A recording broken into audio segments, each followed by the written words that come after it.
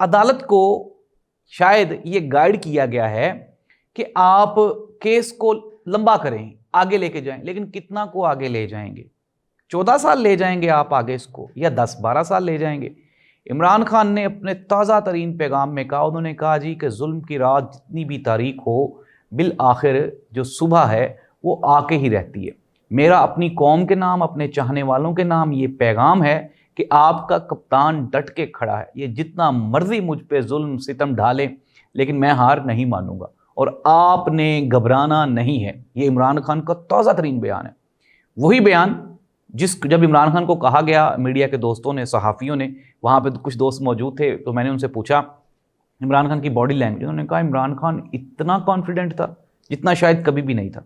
वो जो खबरें आ रही थी जी इमरान खान बीमार है, इमरान खान को ये कोशिश कर रहे हैं, निज़ाम कोशिश कर रहा है तोड़ने की।